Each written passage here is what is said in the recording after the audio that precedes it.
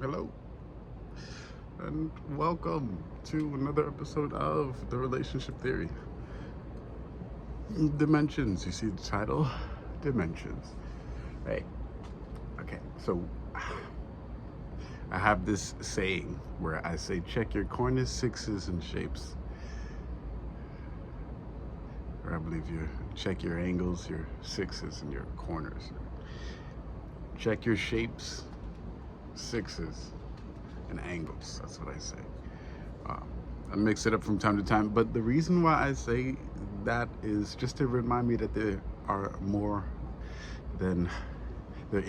than one way to look about and to look around and to look after yourself or other people. And there's ways to train your eyes to do that.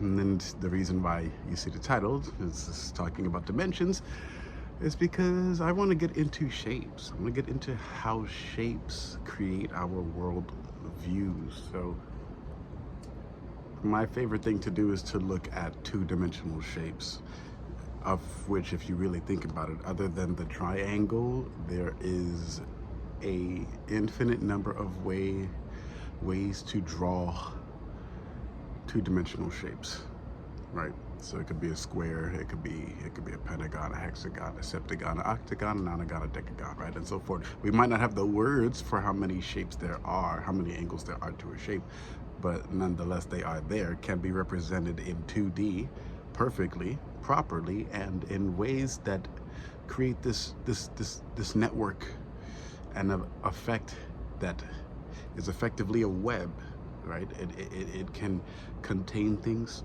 it can support things, and by that I mean you've seen technology, and you see how usually nanotechnology takes this hexagonal shape to its fabric and how it weaves that shape into how the tech operates, which is efficiently, right? Nanotech body armor, for example, stuff like that. There are digital ways to create that network, right? Metatron's cube, the hexagon, is a perfect example of how to weave technology into design, innovative design. Now, the reason why this is important is because when we look at things like two-dimensional shapes, what we get into is this conversation of the 3D and the 4D and the 5D, which incorporates things that after a time don't necessarily talk about shapes any longer, such as when you want to talk about the fourth or fifth dimension, you start to talk about things like time and space. And yet, where does the shape go? Where does the conversation about shapes go? So what I wanted to do was connect the idea of a two-dimensional shape, whether a triangle or above, to the dimensional conversation. Being, if you're talking about a square, we're talking about the fourth dimension, because there are four angles to a square, and yet if you were able to fit a thought concept in the shape of a square, you might get a perfect representative of your thoughts, right? Because you can by opacity, by arranging the light in the shapes that you see, you can create shadows, right? Which goes right back to the conversation about enough shapes creating a web-like effect, like the hexagon. If you create the hexagonal shape after a hexagonal shape, line after line after line, you get this tile formation. So that's what I'm trying to say.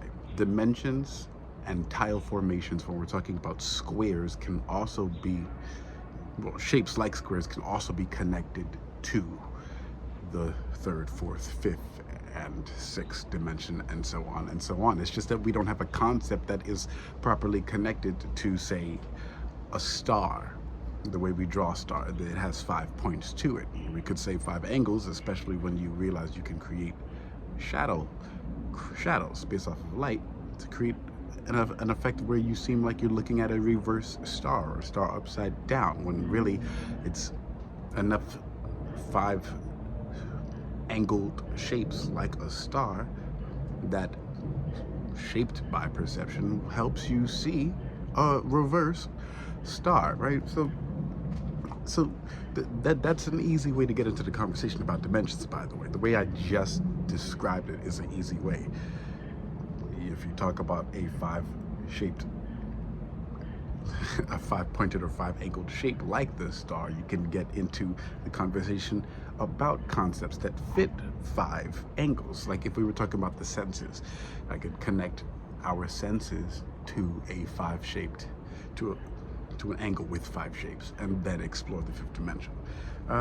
So the reason why this conversation can be tricky is because, one, I'm talking to a camera and not to people, but also because I'd be tempted to discuss what is in the fifth dimension without first filling in my own personal preference for what comprises that five angled shape. That is going to be this conversation about dimensions so far, because my video is getting interrupted. But anyway, talk to you soon.